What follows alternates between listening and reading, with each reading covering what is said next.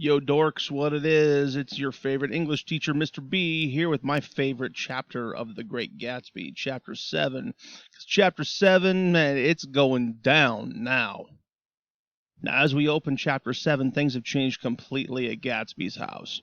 The lights are off, the gates are closed, the party is over. Remember, the whole point of these parties was so that Gatsby could get Daisy. Well, now he's got Daisy. He doesn't need to throw the parties anymore. As a matter of fact, he's even fired all of his servants and replaced them with some people supposedly that Wolfsheim needed to find jobs for. Now, I wonder if that's just Wolfsheim keeping tabs on Gatsby. But all this happens so that Daisy can come over in the afternoons discreetly without anybody knowing where she's at. Gatsby actually calls Nick up one day and says, "I need your help. I need you to meet me at Daisy's house tomorrow." Gatsby's got a plan. And we'll get into that plan here in just a little bit. We see the motif of weather again here now. It is the hottest day of the year. And that heat is reflected in people's attitudes towards each other. Now Nick and Gatsby show up at Tom and Daisy's house. Jordan's already there. And they're hanging out. And Tom gets off the phone with Wilson, we assume, because he's talking about selling the car again. And then he comes in. Daisy says, "Hey, why don't you go make us some drinks?" Tom leaves the room to make some drinks. Daisy kisses Gatsby right there in front of everybody. And looks at Jordan and says, "Okay, now you kiss Nick." And Jordan calls her a vulgar girl.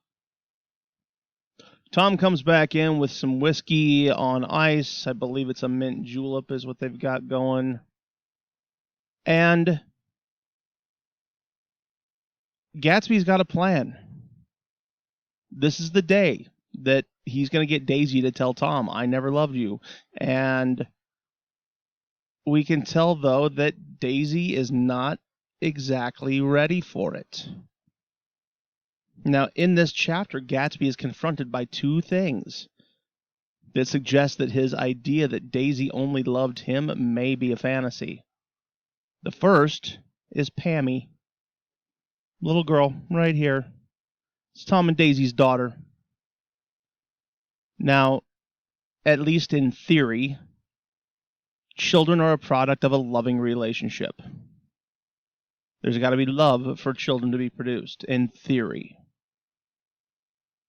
And Gatsby doesn't know how to react to Pammy because she's evidence that Daisy may have actually once loved Tom, and he doesn't know how to feel about that. And this is the first, crack in the facade that his dream might not be real. Now, as Tom comes back with the drinks, tension fills the room.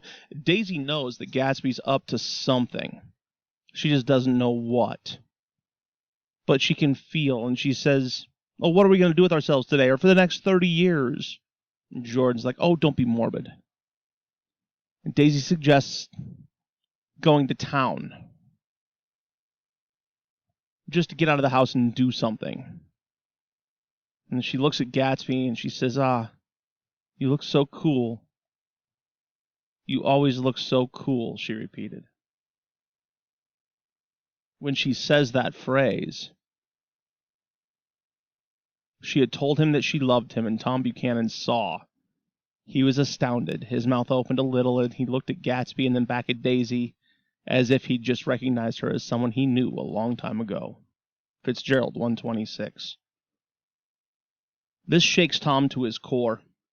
Tom is not a guy who's used to losing. He wins at everything in life. And so he agrees with Daisy's suggestions, "Yeah, let's go to town." And he says, "Hey, Gatsby, why don't you drive my car and I can take Daisy in your circus wagon?"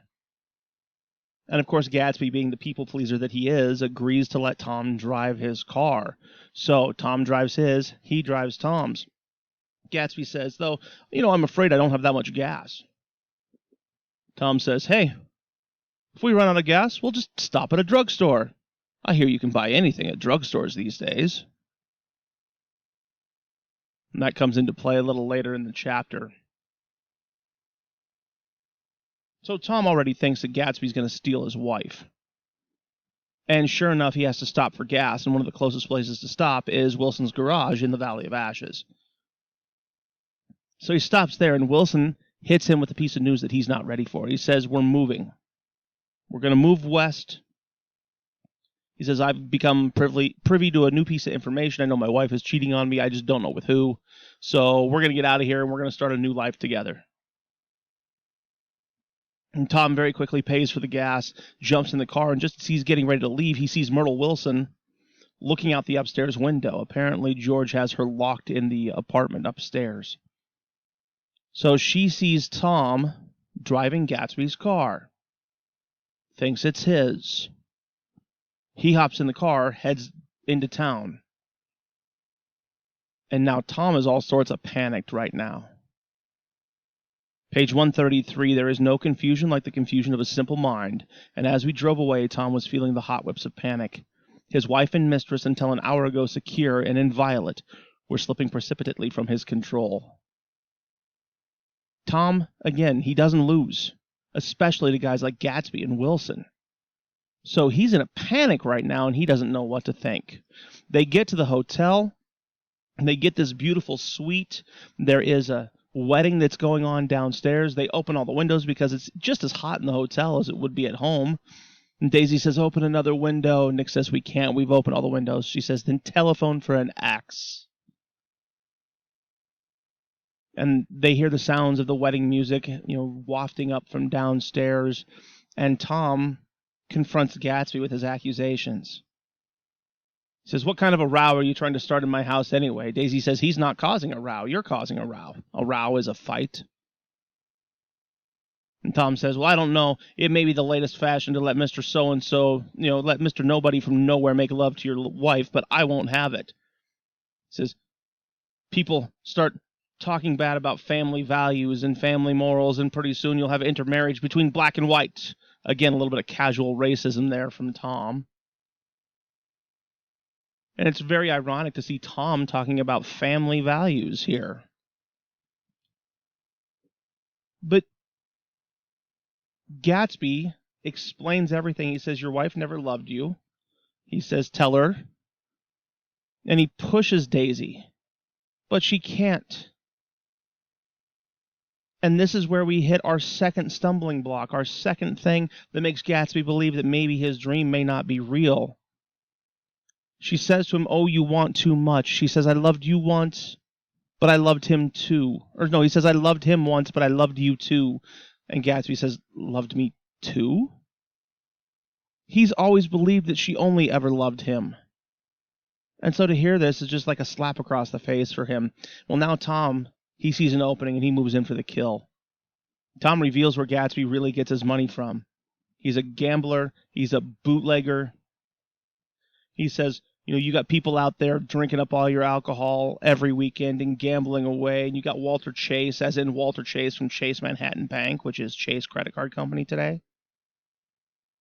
Because you got Walter Chase into some trouble too, and now you got something cooked up out there. And he says, Gatsby says, so what? The only difference between you and me is your money. And now I have just as much as you. And Tom says, oh, no, there's a difference. I'm old money. Daisy's old money. Even Nick and Jordan are old money. You're new money. And Gatsby keeps pressing Daisy to say those words.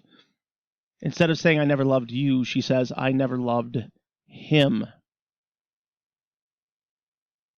And when Tom starts hammering home how insecure Gatsby's money is, because that's the thing about illegal money.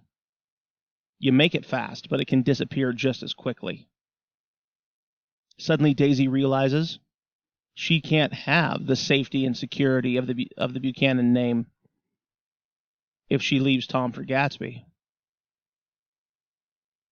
And she keeps retreating into herself more and more and more as she learns more about where Gatsby gets his money from. And finally, she turns to Tom and says, please, Tom, I can't stand this anymore. And Tom smiles at that point because he knows that he'd won.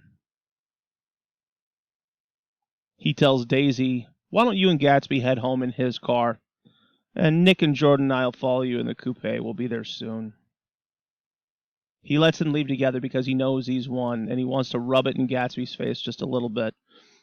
They brought a couple bottles of whiskey along to the hotel, and Tom asks Nick, he's like, hey, you want some of this? Nick says, no, I just realized today is my birthday. He's become so involved in other people's lives. He's become so wrapped up in the drama that has been caused by these other people that he has forgotten about himself and his own morals and values, and he's starting to realize that now, too. And as they are getting ready to leave the hotel, let's see, I'm trying to find the page here. He says, you know, the stroke of 30 is huge for a man Nick's age, because in the 1920s, this would have been considered middle-aged. It says, as we passed over the dark bridge, her face fell lazily against my coat's, talking about Jordan. My coat's shoulder, and the formidable stroke of 30 died away with the reassuring pressure of her hand. So we drove on toward death through the cooling twilight. Fitzgerald, 145. Now, as they're driving through the Valley of Ashes, again, Gatsby and Daisy left together. Myrtle sees Gatsby's car coming down the road, thinks it's Tom, and she's broken out of the apartment upstairs, and she's yelling at Wilson. She says, beat me, he heard her cry. Throw me down and beat me, you dirty little coward. She's finally decided she's going to leave George, and she goes running out into the street thinking that Tom is going to stop and pick her up and take her away from this life in the Valley of Ashes. But since it's Gatsby and Daisy in the car, neither one of them have ever met her before. They don't recognize her. They just keep right on driving. And Gatsby's car hits and kills Myrtle. Stops for a second, and then moves on. We later find out that it was Daisy that was driving. She didn't know Myrtle Wilson from anybody, but she thought that driving would calm her nerves, and she stopped the car. Gatsby kept driving, and they left Myrtle behind. And Gatsby covers for Daisy. Tom and Jordan and Nick are coming through the Valley of Ashes, and Tom is like, "Oh, hey, look, Wilson finally he's going to get some business. Looks like there might be an accident." And he decides to stop, and Jordan's like, "Really? Do we have to?" Tom says, "Oh yeah, we got to check this out." And he walks in and he sees Myrtle Wilson's body, and he looks at George. And he pushes George down, says, "Get a drink. Get this man a drink." And they leave, and Tom says, "That goddamn coward, he never even stopped his car." They get to the Buchanan house, and Nick decides it's time for him to go. He doesn't want to spend any more time around Jordan or Tom than he has to. And so he calls a cab, and he walks down to the end of the driveway to wait for the cab, and he hears this rustling in the bushes. And it's Gatsby, standing there, keeping an eye on Daisy. And Nick tells Gatsby what happened. He confronts Gatsby. He's like, "Why didn't you stop your car?" Gatsby snaps at him, or Gatsby says, "Well, I tried to swing the wheel." He broke off, and suddenly I guessed the truth. "Was Daisy driving?" "Yes," he said after a moment, "but of course I'll say I was. You see, when we left New York, she was very nervous, and she thought it would steady her to drive. And this woman rushed out at us just as we were passing a car coming the other way. It all happened in a minute, but it seemed to me that she wanted to speak to us as though we were somebody she knew. Well, first Daisy turned away from the woman toward the other car, and then she lost her nerve and turned back. The second my hand reached the wheel, I felt the shock. It must have killed her instantly." Gatsby says, I'm just going to stand here and I'm going to wait. We've got a prearranged signal. If Tom tries to do anything to her, she's going to flash the lights and I'll go charging in there. He says, can you go check on her and see what happened? So Nick walks back up and sees Tom and Daisy sitting in the kitchen together with a plate of cold fried chicken between them and 2 bottles of ale. He was talking intently across the table at her, and in his earnestness his hand had fallen upon and covered her own. Once in a while she looked up at him and nodded in agreement. They weren't happy, and neither of them had touched the chicken or the ale, and yet they weren't unhappy either. There was an unmistakable air of natural intimacy about the picture, and anybody would have said they were conspiring together. Fitzgerald, 155. He goes back down to the end of the driveway. He says, really, Gatsby, everything's fine. You should just go home and get some rest. Gatsby says, no, I want to wait here until Daisy goes to bed. Good night, old sport. And he turns away from Nick. He put his hands in his coat pockets and turned back eagerly to the scrutiny of the house, as though my presence marred the sacredness of the vigil. So I walked away and left him standing there in the moonlight, watching over nothing. Gatsby does not understand. It's over. He's got no hope of Daisy. He's got no future with her. He just doesn't realize it yet. Chapter 7, very intense chapter. It's my favorite in the novel. Chapter 8 is my least favorite. I'll see you guys for a summary of Chapter 8 later.